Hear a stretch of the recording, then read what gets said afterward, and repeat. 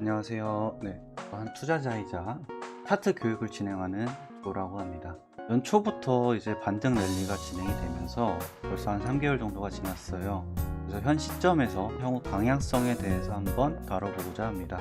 이거는 이제 트레이딩 뷰나 저희 네이버 블로그에 찾아오시면은 이 글이 이제 있으니까 한번 참조해 보시면 좋을 것 같아요.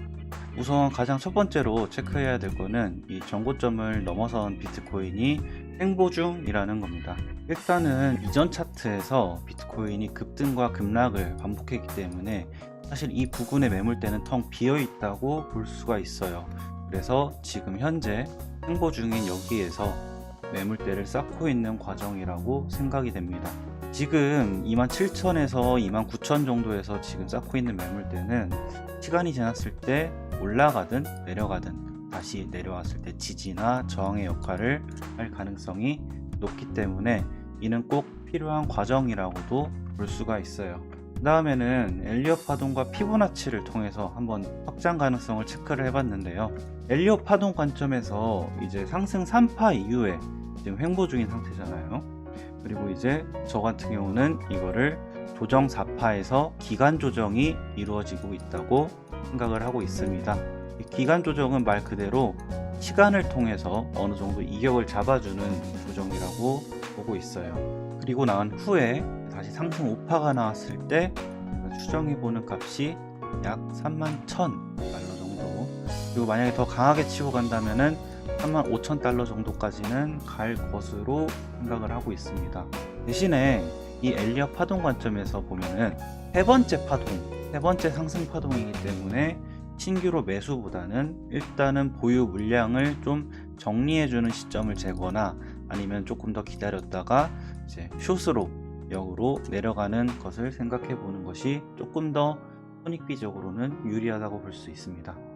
이게 왜냐하면은 상승 파동 자체는 지금 3번에 걸쳐서 나왔잖아요.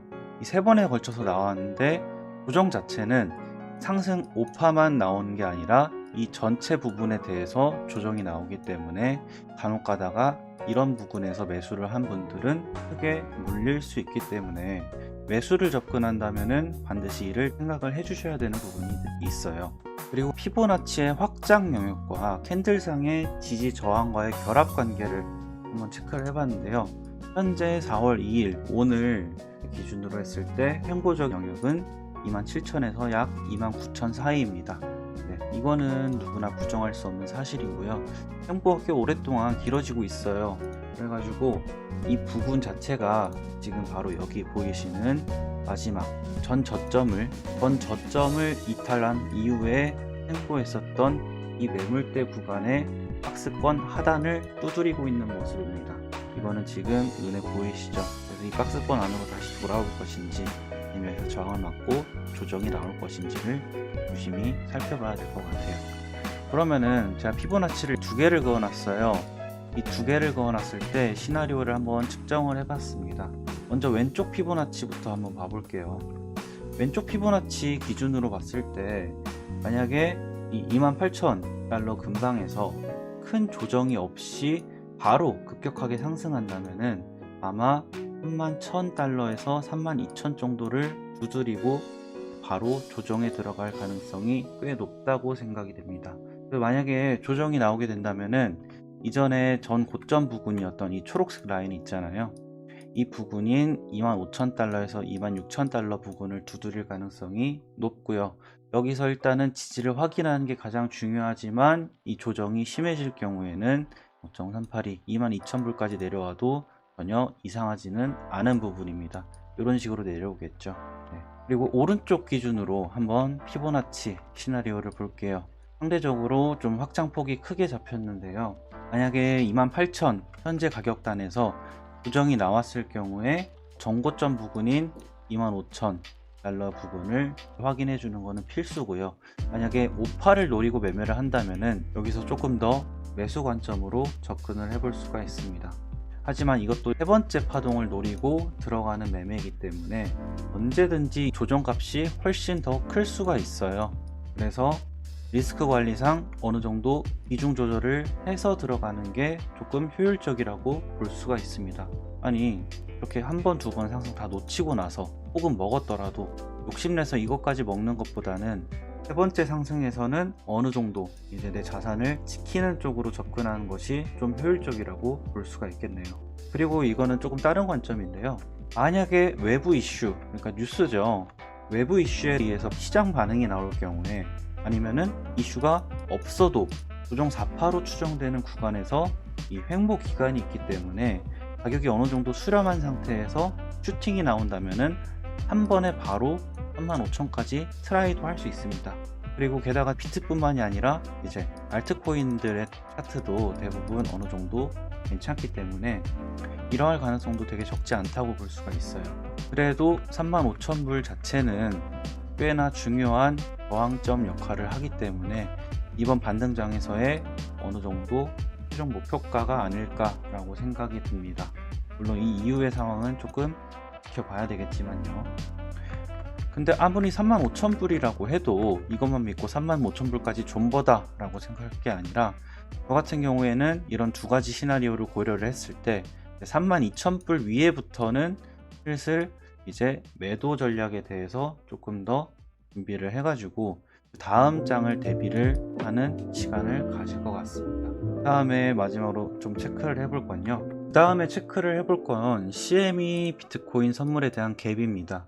이제 이 갭 이론에 따르면은 이 갭은 언젠가, 근데 꼭이 아니라 썸데이예요. 언젠지 모르는 언젠가에 꼭 채워진다 라는 게 간단한 내용이에요. 그리고 이제 지금 현재 상태로 봤을 때는 이 흰색 동그라미 부분을 봤을 때 여기에 이전에 하락갭이 있었는데 이 부분을 지금 올라오면서 채워준 모습이고요. 그 다음에 이 위에 있는 하락갭이 여기 35,000불 부근에 남아 있습니다. 그래서 만약에 이 35,000불 부근까지 올라와 준다면은 채워주지 않은 빨간색 하락갭까지 채워주면서 거기에 피보나치상의 목표가와도 일치하는, 거기에다가 수평적인 지지 저항과도 맞닿는 지점이 돼서 이 부분에서 저항은 셀 수밖에 없어요. 그런데 한 가지 특이점이 생겼습니다. 바로 여기 초록색 동그라미인데요. 여기가 20,000불에서 한 25,000불 사이 부분이에요. 여기에서 이번에 올라갔을 때 상승 갭이 출현했습니다. 갭이 메꿔지지 않고 그냥 올라갔단 소리죠. 그런데 이 갭이 발생한 상태로 올라갔다는 소리는 언젠가 다시는 20,000불 때까지 또 돌아온다라는 내용을 함축하고 있기 때문에, 만약에 이번 사이클이 끝나고 나서 조정이 길어져 가지고 다시 하락기로 접어든다면은 20,000불 때까지도 다시금 떨어질 생각은 어느 정도 염두에 두시는 것이 좋을 것 같아요. 다음은 다이버전스에 대해서 한번 체크를 해볼 건데요. 기본적으로 다이버전스는 가격의 흐름과 보조지표의 흐름이 다른 경우에 나타납니다. 지금도 보면은 가격은 상승 1파와 상승 3파일 때 더 올라갔지만 이 RSI라는 지표 자체는 상대 강도 지수죠. 지표 자체는 내려온 것을 확인할 수가 있어요. 이거 다이버전스 맞거든요. 다만 하락 다이버전스가 나왔음에도 불구하고 제가 신뢰도가 상대적으로 낮다라고 생각을 하는데요. 그 이유는 이 조정 2파에서 깊숙하게 조정을 주면서 RSI가 너무 과도하게 내려갔습니다. 보통은 추세가 이어질 때 오르락 내리락 하면서도 이렇게 RSI 50선을 지켜주거나 좀 과하게 올라가는 경우에는 70선을 지켜주면서 왔다 갔다 하는 경우가 많아요. 그런데 이번 같은 경우에는 이 조정폭에서 RSI가 일봉에서 30까지 과매도 구간까지 내려왔기 때문에 신뢰도가 상대적으로 낮다고 생각합니다. 만약에 과매도 부분까지 내려가지 않고 이런 모습으로 좀 다이버전스를 만들어 줬다면은 조금 더 신뢰도가 높다라고 생각을 하고 있어요. 이 부분은 VOD 내용에도 있고 그리고 특강에서도 알려드린 내용이니까 아마 들으신 분이면 이해를 할 것 같습니다. 만약에 가격이 더 바로 치고 올라왔을 때 RSI도 이전의 고점을 돌파한다면은 그때는 다이버전스를 다시 체크를 하면서 좀 기다릴 것 같습니다. 절대적인 건 아니지만 이게 제 기준이니까요. 얼마든지 이런 다이버전스를 활용해서도 꾸준히 수익을 낼 수 있으면 나쁘지 않죠. 네. 물론 4시간이나 1시간에서도 볼 수 있지만 지금은 큰 그림을 보는 게 목적이기 때문에 이 정도로만 체크를 해보도록 하겠습니다. 그 다음에 좀 다른 사항들에 대해서 설명을 드릴 건데요. 이 피보나치 움직임 그리고 지지 저항에 따라서 강제 청산의 원리를 이용할 수도 있습니다. 이거는 제가 라이브 방송에서 설명을 해놨기 때문에 여기서 특별히 자세하게 다루진 않을게요.